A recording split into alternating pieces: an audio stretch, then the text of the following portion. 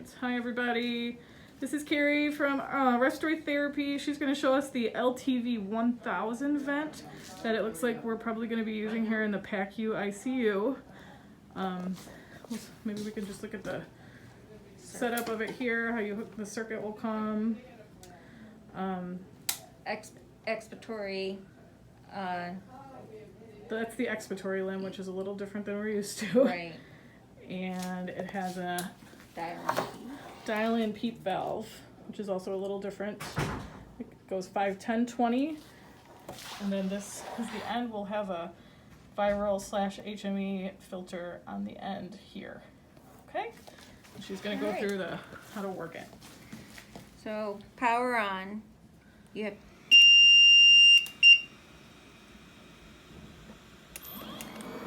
it'll start ventilating right away. So before we set a patient up, we will turn it on and put the vent settings in. And how we would do that is there is volume and pressure. By hitting select and it's flashing, you hit it a second time for it to go into pressure, but we are gonna most likely be staying in volume. And then you have assist control and SIMV. We're most likely going to be staying in assist control, but if you did want to change it, you hit the select and it flashes, and then you have to select again for it to stay. And like I said, we're going to stay in most likely volume control, assist control.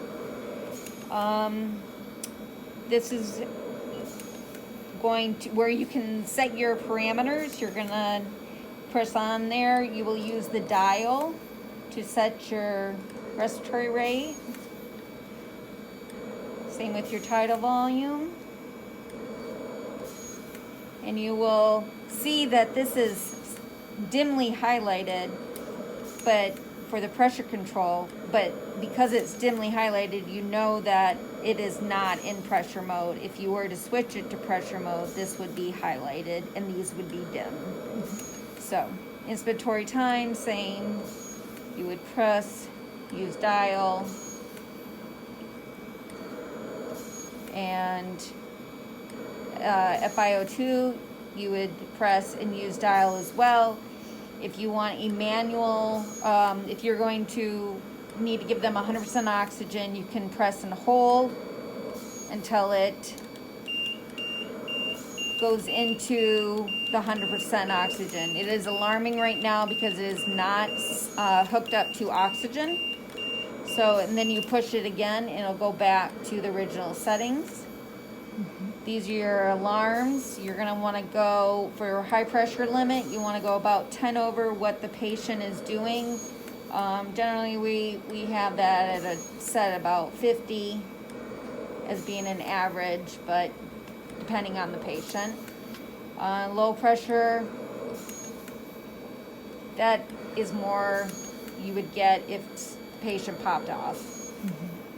Low minute volume alarm, and you usually do 2 to 3 below what their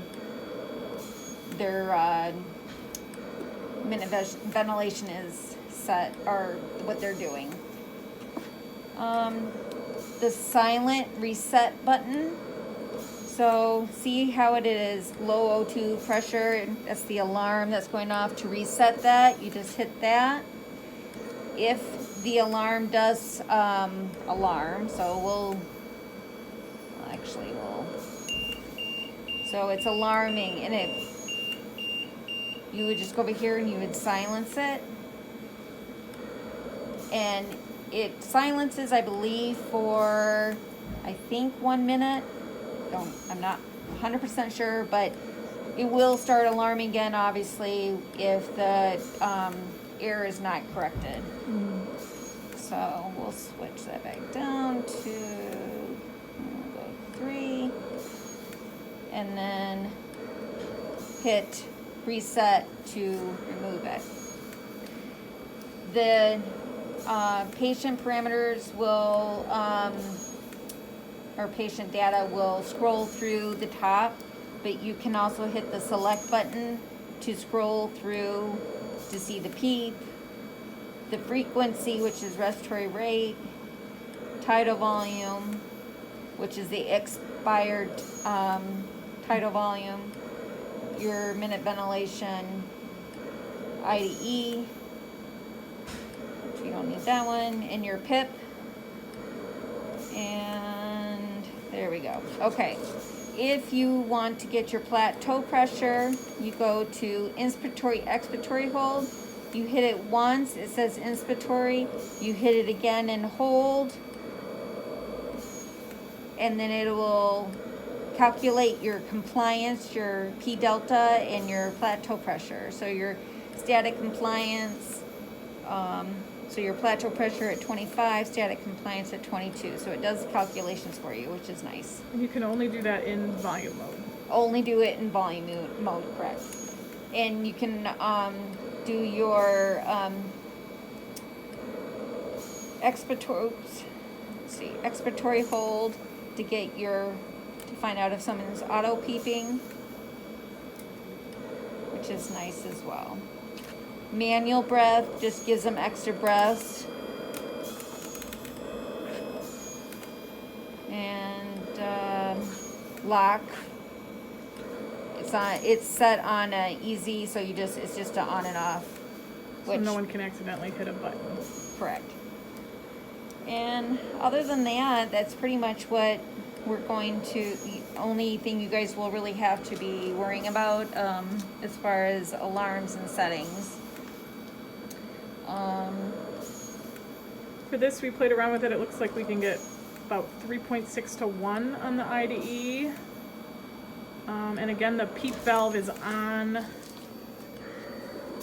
the circuit here. And when you change the PEEP, it's it's clockwise to change it, to increase it. You have to use your fingers and push down on the yellow portion with your other hand and turn to increase it.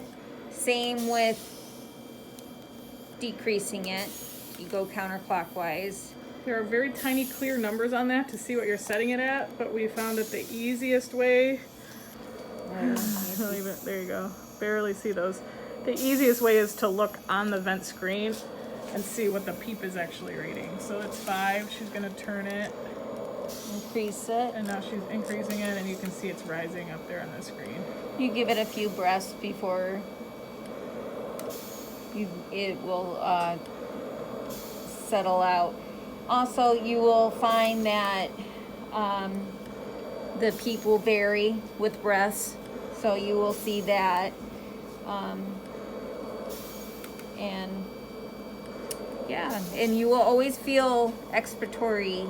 You'll feel air from this end.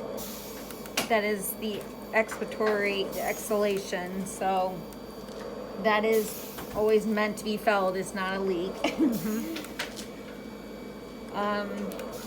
Just always make sure that your connections are tight. They screw on counterclockwise, and the last one is a push on, or not counterclockwise, clockwise.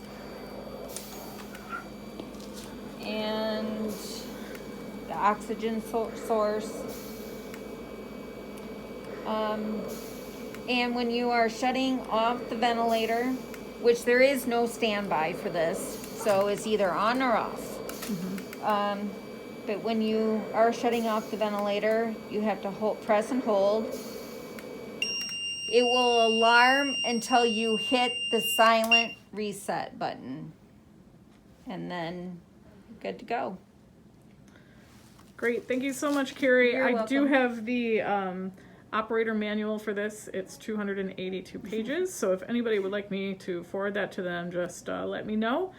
And we'll try to work through all your questions as you have them. Thanks so much, guys, and thank you to Carrie. You're welcome.